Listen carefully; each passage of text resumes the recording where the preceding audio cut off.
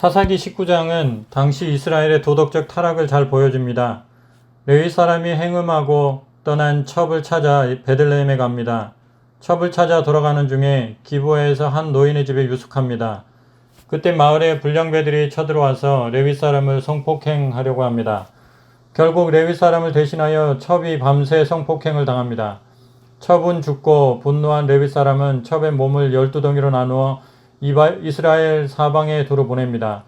이 엽기적인 사건은 이스라엘 사회가 도덕적으로 완전히 타락했음을 말해줍니다. 동성 강간이 시도되었고 집단 윤간이 일어났습니다. 나그네는 대접을 받지 못했고 딸을 강간범들에게 내주었습니다.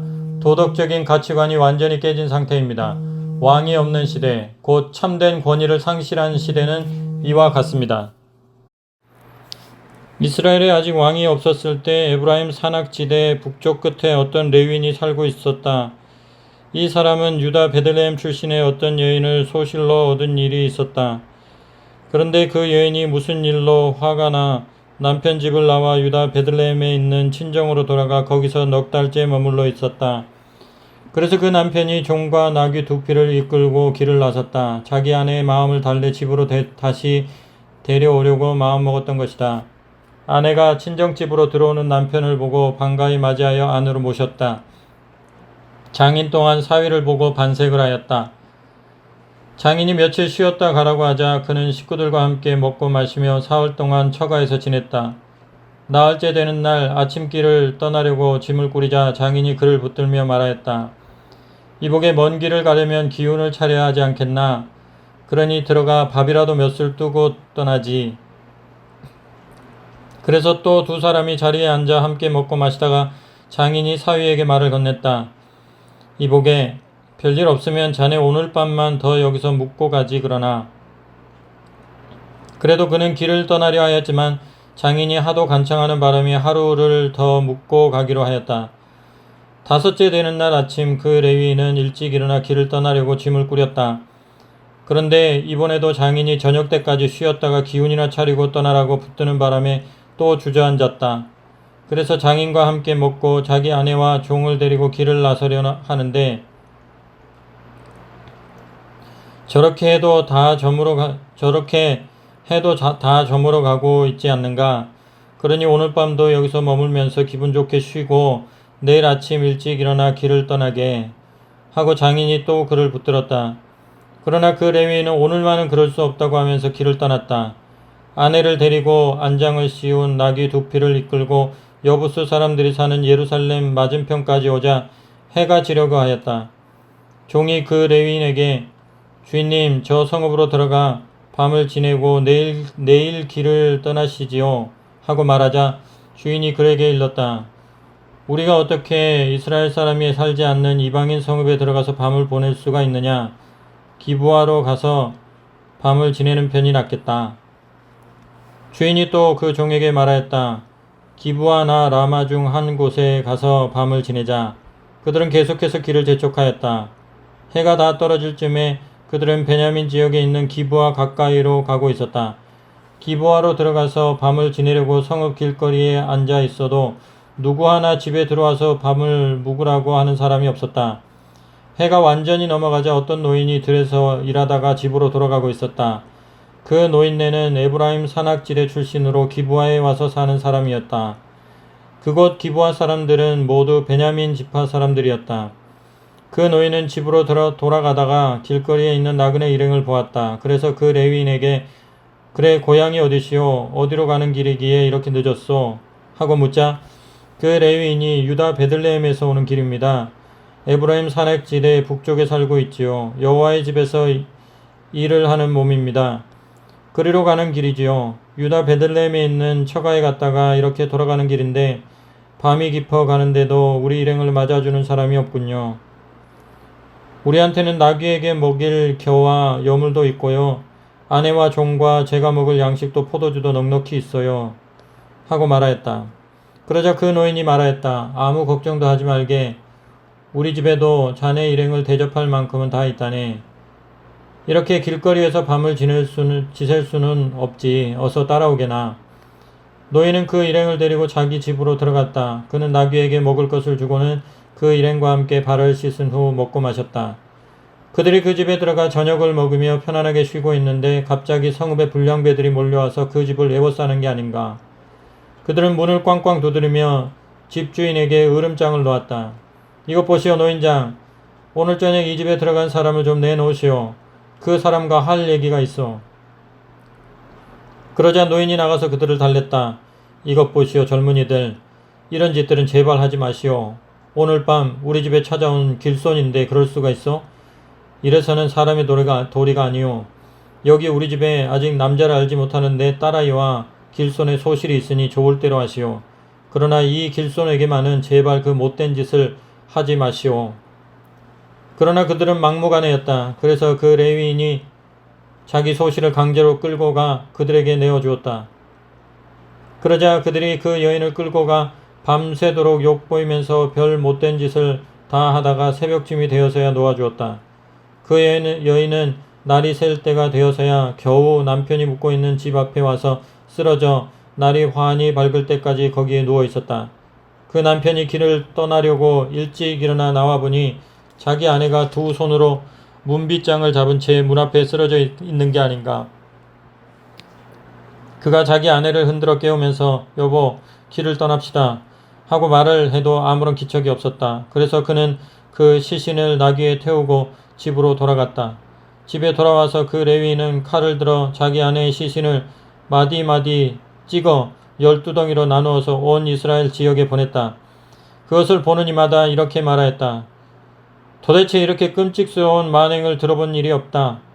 우리 이스라엘이 애굽 땅에서 나온 날부터 오늘까지 이런 참혹한 일이 벌어졌다는 말을 들어본 적이 있는가? 우리가 이러한 만행을 그냥 두어서는 안 되겠다. 다 같이 모여 의논해보자. 사도행전 23장은 여러 차례 신문을 받는 바울의 이야기입니다. 공회 앞에 선 바울은 여전히 담대합니다. 공회에는 일대 소동이 일어납니다. 바울이 바리새인임을 알고 바리새파와 사두개파 사이에 다툼이 생긴 것입니다. 결국 유대인들은 바울을 죽일 계획을 세웁니다.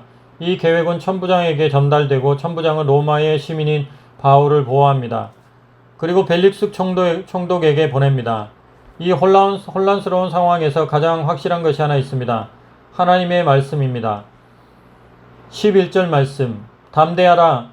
내가 예루살렘에서 나의 일을 증언한 것 같이 로마에서도 증언하여야 하리라. 이 모든 혼란은 하나님께서 이끄시는 역사 가운데 있습니다. 하나님은 이 과정을 통해 바울을 로마의 전도자로 세우려고 계획하고 계십니다. 그러므로 바울은 두려워할 필요가 없습니다. 그 어떤 혼란도 우리를 두렵게 만들 수 없는 이유가 바로 여기에 있습니다. 하나님께서 역사와 인생을 지도하시기 때문입니다. 하나님은 항상 복된 계획을 갖고 계십니다. 그러므로 혼란 앞에서 두려워하지 말고 하나님의 뜻을 찾으시기를 바랍니다.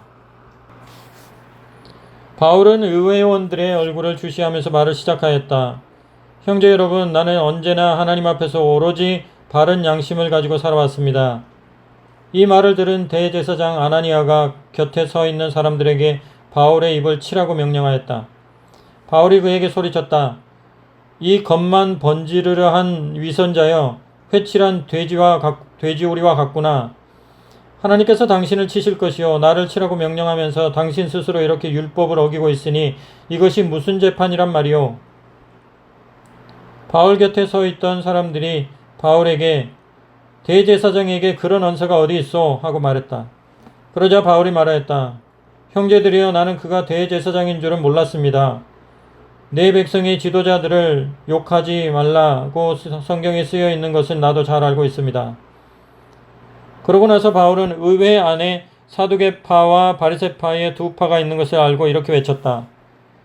형제 여러분, 나는 조상 대대로 바리새파 사람입니다. 내가 오늘 여기서 재판을 받는 것은 단지 여러분과 마찬가지로 죽은 자의 부활을 믿기 때문입니다. 이 말을 듣자 의회는 둘로 갈라져 바리새파와 사두개파 사람 간의 분쟁이 일어났다.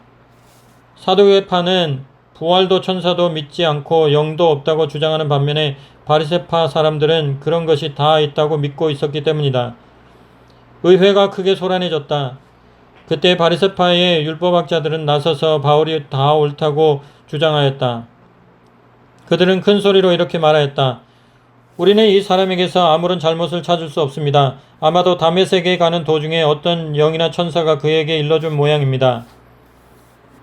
소란은 점점 더 커지고 양편 사람들은 서로 달려들어 바울을 잡아당기며 빼앗아 가려고 하였다.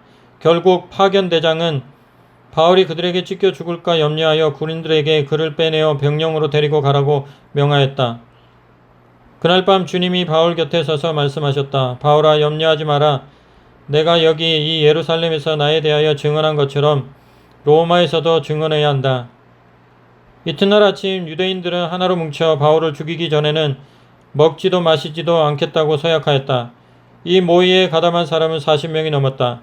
그들은 대제사장과 장로들에게 가서 자기들이 결의한 일을 알리고 좀 더 신문할 일이 있다는 구실로 파견대장에게 그 사람을 다시 의회로 데려오도록 요청해 주십시오. 그러면 우리가 도중에 숨어 있다가 그 사람을 죽여버리겠습니다 하고 말하였다. 그런데 바울의 조카가 이 음모를 전해 듣고 급히 병영으로 달려가 바울에게 알려주었다. 바울이 장교한 사람을 불러 말하였다. 이 청년을 파견대장에게 데려다 주십시오. 중대한 보고가 있답니다. 장교가 그 청년을 데리고 파견대장에게 가서 말하였다. 죄수 바울이 저를 부르더니 이 청년을 대장님께 데려다 주라고 하였습니다. 기니 드릴 말씀이 있는 모양입니다. 파견대장은 그 청년의 손을 잡고 아무도 없는 곳으로 가서 내게 전하겠다는 말이 무엇인가 하고 물었다. 그 청년이 말하였다. 내일 유대인들이 대장님께 와서 바울을 한 번 더 의회 앞에 끌어오도록 요구할 것입니다. 그러나 그것을 허락하시면 안 됩니다. 40명이 넘는 사람들이 바울을 덮쳐 죽이려고 길가에 잠복해 있습니다. 그 사람들은 하나로 뭉쳐 바울을 죽이기 전에는 먹지도 마시지도 않겠다고 서약을 하였습니다. 그 사람들은 지금 그곳에서 대장님의 허락을 기다리고 있습니다. 파견대장은 이 사실을 알렸다는 말을 아무에게도 하지 말라고 당부한 뒤 그를 돌려보냈다. 파견대장은 곧 장교 두 사람을 불러 명하였다. 오늘 밤 9시에 가이사랴로 출발할 수 있도록 보병 200명을 대기시켜라. 그리고 창병 200명과 기마병 70명도 함께 데리고 가거라. 바울을 말에 태워 벨릭스 총독에게 호송할 것이다. 그러고 나서 그는 총독에게 보내는 편지를 썼다. 글라우디오 루시아가 총독 벨릭스 각하에게 문안을 드립니다. 여기 호송되어 가는 사람은 유대인들에게 붙잡혀 살해당할 위험한 순간에 본인이 군사를 보내어 구출해낸 사람입니다. 그가 로마 시민이라는 것을 알았기 때문입니다. 그 후 본인은 이 사람을 그들의 의회로 데리고 가서 그가 저지른 일이 무엇인지 조사해 보았습니다. 그 결과 그는 자기네 유대인들의 신앙 문제로 고발당하였을 뿐 투옥하거나 사형에 처할 만한 죄가 아무것도 없다는 것이 밝혀졌습니다. 그런데도 그를 암살하려는 음모를 꾸미고 있다는 정보가 들어왔으므로 이제 가깝게 그를 보내기로 작정하였습니다. 또한 그를 고발하고 싶거든 앞으로는 각하 앞으로 고발하라고 일러두었습니다. 군인들은 명령받은 대로 그날 밤에 바울을 안디바르디까지 호송하였다. 다음날 아침이 되자 거기서부터 가이사랴까지 바울을 호송하는 일을 기병들에게 맡기고 그들은 병영으로 돌아갔다.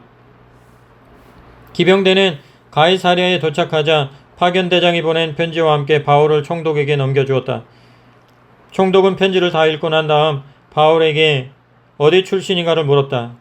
길리기아입니다. 하고 바울이 대답하자 총독은 당신을 고소하는 자들이 온 후에 자세히 조사해 보겠소 하고 말하고 그는 헤롯 왕의 관저 안에 있는 감옥에 바울을 감금하여 두라고 명령을 내렸다.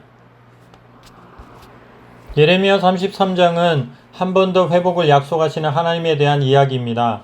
바울이 그러했던 것처럼 예레미야도 혼란 속에 있었습니다. 성 밖에는 바벨론 군대가 있습니다. 성 안에는 적대하는 세력이 가득합니다. 그러나 이 혼란도 하나님께서 만들어 가시는 계획 가운데 있습니다. 하나님은 2절 말씀에서 이를 행하시는 여호와 그것을 만들며 성취하시는 여호와이십니다. 그 하나님께서 지금의 징계를 만드셨고 앞으로의 회복을 만드실 것입니다. 불길한 말씀도 이루어졌으니 선한 말씀도 이루어질 것입니다. 혼란 속에 있다면 말씀을 더욱 굳건히 붙잡아야 합니다. 이를 만들고 성취하시는 하나님을 그 혼란 속에서 보게 될 것입니다.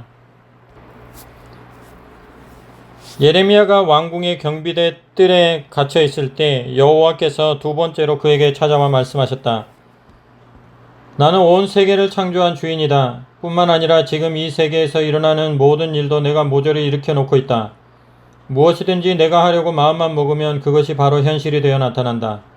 너는 지금 눈에 보이는 세상을 보고 이리저리 흔들리지 말고 오직 나만을 의지하여라. 그러면 내가 네게 응답하고 엄청난 일을 이루어 주겠다. 나는 내가 이제까지 알지도 못하고 또 전혀 알 수도 없는 큰 일들을 네게 보여주겠다. 나는 온 세상의 주인이며 이스라엘의 하나님으로서 네게 알려준다. 지금 예루살렘 사람들은 바벨론 군인들과 최후의 투쟁을 감행하고 있으나 이것은 자멸을 재촉하는 짓이다. 바벨론 군인들은 여전히 이 성을 포위하고 있다가 마침내 점령하고 말 것이다. 그들은 유다 왕궁과 이 도성의 모든 집도 완전히 불질러 없앨 것이다. 그들의 온갖 죄악 때문에 내가 분노를 폭발하면서 그들을 모조리 쳐 죽이겠다. 그들의 시체가 온 도성에 가득 채워질 때까지 쉬지 않고 내가 그들을 쳐 죽이겠다. 그들이 끊임없이 너무 많은 죄악을 저질러 놓았기 때문에 나는 벌써 이 도성에서 떠나 있었다. 그런데 너는 이것을 똑똑히 알아라. 나는 이 도성을 멸망시키고 영영 모른 채 하는 것이 아니라 이곳을 완전히 새롭게 재건하겠다. 내가 그들의 상처를 고쳐주고 그들에게 영원한 평화를 주겠다. 진실로 내가 죄악의 역사에 종지부를 찍고 온 유다와 이스라엘 백성의 운명을 완전히 바꾸어 놓아 그들이 옛날에 나를 섬기며 번창하던 시대같이 되도록 하겠다.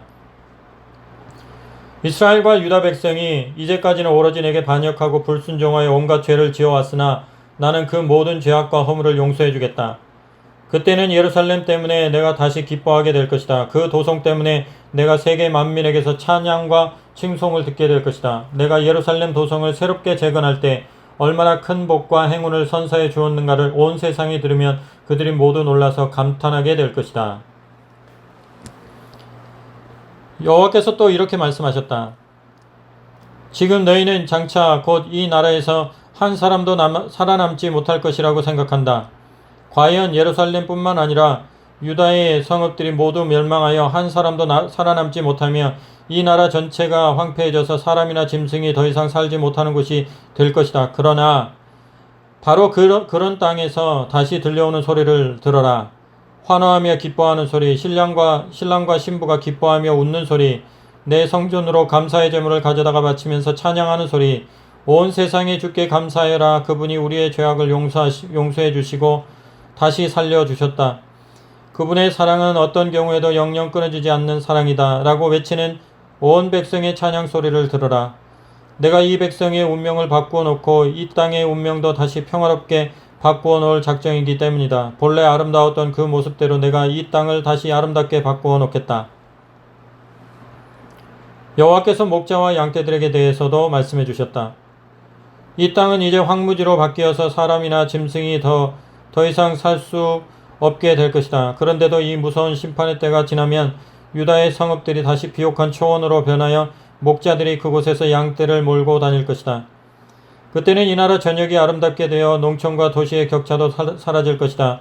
그래서 산지의 촌락들이나 야산지대의 언덕에서나 메마른 남녘의 초원지대에서나 베냐민 지파의 지역에서나 예루살렘의 주변에서나 어디서든지 사람들이 자유롭고 넉넉하게 살 것이다. 그때는 지방과 수도의 격차가 사라질 것이기 때문이다. 이렇게 이 나라의 어디에서나 목자들이 평화롭게 양을 몰고 다니며 양을 세는 목자들의 지팡이 밑으로 양들이 지나가는 것을 보는 날이 다시 올 것이다. 이것은 내가 온 세상의 주인으로서 확실하게 하는 말이다. 여호와께서 더욱 확실하게 말씀하셨다. 내가 이스라엘과 유다 백성에게 약속한 것을 그대로 성취할 그날이 오고 있다. 그때가 되면 내가 다윗의 후손 가운데서 한 사람을 뽑아 세우겠다. 그러면 그가 다윗의 이름을 다시 영광스럽게 할 것이다. 그는 내가 준 가르침을 그대로 준수하면서 내 백성을 다스리기 때문에 지상에서 법과 정의를 실현하는 의로운 통치자가 될 것이다. 그때는 유다 백성이 전쟁을 두려워하지 않고 원수들 때문에 무서워하는 일도 없이 안전하게 살 것이다. 그때는 예루살렘을 공격하는 원수도 없으며 온 주민들이 평화롭게 살 것이다. 그러면 예루살렘도 여호와 치드케누라는 새로운 이름을 얻게 될 것이다. 여호와께서 이렇게 약속하셨다. 그때가 오면 다윗의 후손들 가운데서 언제든지 이스라엘을 다스릴 왕이 나타날 것이다. 그때는 레위 지파의 제사장들 가운데서 성전에서 내게 번제물과 곡식제물을 불살라 바치며 화목제물로 사용할 짐승을 잡아 바치는 사람들이 언제나 끊어지지 않을 것이다. 주님의 약속이 얼마나 확실한 것인가에 대하여 주께서 예레미야에게 말씀해 주셨다. 나는 낮과 밤과도 계약을 체결하여 그들이 정한 시각에 오고 가도록 하였다. 이 계약은 어떤 사람도 간섭하거나 무효화시킬 수 없는 확고한 것이다. 이와 마찬가지로 내가 내 종 다윗과 체결한 계약도 무효화될 수가 없다. 나는 그에게 이미 이렇게 약속하였다.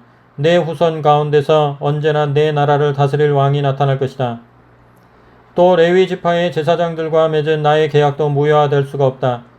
하늘의 별이 셀 수 없이 많고 바닷가의 모래알이 어떤 그릇으로도 될 수 없이 많은 것처럼 내가 내 종 다윗의 후손을 그토록 번창하게 하여 많게 하고 제사장이 되어 나를 섬기는 레위 지파의 사람들도 그와 같이 많아지도록 하겠다. 여호와께서 이스라엘의 회복에 대하여 다시 한번 예레미야에게 확실하게 말씀하셨다. 지금 어떤 사람들이 떠들고 다니는 소리를 내가 듣지 못하였느냐? 그들은 여호와께서 스스로 이스라엘과 유다 백성을 선택하여 자기 백성을 삼으셨다가 이제 와서는 그들을 영영 내버리셨다. 이렇게 내버리기 위해 본래 선택한 꼴이 되었다라고 내 백성과 나를 무시하며 조롱한다. 그들은 내 백성이 더 이상 민족 노릇을 하지 못할 것이라고 속단하고 있다. 그렇지만 나는 내게 이와 같이 확실하게 말한다. 나는 해와 달과도 변하지 않는 계약을 체결하여 낮과 밤의 질서를 세워놓았다. 내가 하늘과 땅에 움직일 수 없는 질서도 세워놓았다. 나는 내 백성도 이같이 확실하게 뽑아 세웠다. 자연 질서를 세우고 운영하듯이 내가 야곱의 후손들도 버리지 않으며 내 종 다윗의 후손들도 내버리지 않겠다. 하늘과 땅, 낮과 밤의 질서처럼 확실하게 내가 언제나 다윗의 후손들 가운데서 아브라함과 이삭과 야곱의 후손을 다스릴 왕이 나오도록 하겠다. 내 백성이 범죄하고 심판을 받았으나 내가 이제는 내 백성을 불쌍히 여기며 그들의 운명을 다시 완전하게 바꾸어 놓아 그들이 다시는 죄를 짓고 멸망하는 일이 없도록 하겠다. 시편 3편과 4편은 혼란한 상황 속에서 하나님을 의지하는 다윗의 노래입니다. 다윗은 곤란 중에 빠졌습니다. 모든 사람이 자신을 적대하는 것처럼 느껴질 만큼 고통을 당하고 있었습니다. 그의 마음이 무너져 내렸습니다. 그러나 다윗은 하나님을 봅니다. 하나님을 보자 소망이 일어나고 용기가 생깁니다. 하나님은 그의 방패요 영광이요 구원이 되시기 때문입니다. 하나님이야말로 모든 것을 주관하십니다. 그 어떤 상황도 하나님을 뛰어넘을 수 없습니다. 하나님을 향해 마음을 세우십시오. 죽었던 마음이 살아날 것입니다. 여호와여, 이것에게 대드는 적들이 어찌 그리 많은지요. 나를 치려고 일어서는 자들이 어찌 이리 많기만 한지요. 하나님이 너를 구해줘? 어림도 없지. 이렇게 빈정거리는 자가 이다지도 많단 말인가요? 그래도 여호와 주께서는 언제나 나를 지켜주시고 어떤 위험이 밀려와도 막아주시는 나의 방패이시며 나의 영광이십니다. 나의 머리를 쳐들게 해주시는 분이십니다. 도와달라고 이것이 간청을 할 때 그러마 하시고 거룩한 산에서 대답하시며 지키시니 아무런 걱정 없이 잠자리에 누워 자고 아침 되어 편안히 눈뜨며 제 아무리 수많은 원수들이 이 몸을 내려치려 사방으로 둘러싼다고 해도 무서워할 것 없어라. 일어나소서 여호와여, 오 나의 하나님 구해 주소서. 제발 원수들의 뺨을 후려치소서. 그 못된 자들의 일을 부서뜨리소서. 승리는 오직 여호와께만 있사오니 여호와여, 이 백성이 잘 되게 하소서. 번영하게 하소서. 부르짖을 때 대답하소서. 저를 옳다 하시는 하나님, 어려움 속에 빠진 이 몸 자유케 하신 것을 기억하고 있사오니 안됐다 여기시고 내가 두 손 모을 때 들어주소서. 권력 잡아 힘께나 쓴다는 자들아, 언제까지 내가 받드는 그분을 우습게 여기려느냐? 언제까지 헛된 것만을 좋아하려느냐? 언제까지 거짓말을 따라가려느냐? 이것만을 알아라. 여호와께서는 당신께 진실한 이들을 위해 놀라운 일들을 베푸신다는 것을, 그분께 이 몸이 부르짖을 때 여호와께서 들어주시리라는 사실을. 그분 앞에서 무서워 떨어라. 바르지 못한 길로 가지 말아라. 밤에 홀로 있을 때, 잠자리에 누워 있을 때 이 사실을 깊이 생각해 보아라. 그리고 침묵하여라. 여호와께 제물을 바쳐라. 정의를 제물로 바쳐라. 믿음을 제물로 바쳐라. 그 누가 우리에게 좋은 일을 보여주랴. 사람마다 탄식하오니 여호와여, 주님의 환한 얼굴을 우리 위에 비추소서. 많은 곡식 거뒀다고, 수많은 포도송이 따드렸다고 즐거워하는 이들보다도 이 마음 더욱더 흐뭇하게 하시니 주께서 이 몸을 안전하게 지켜 나 평화로이 자리에 눕고 잠들게 하시니 오직 여호와만이 홀로 곁에 계십니다. 아멘.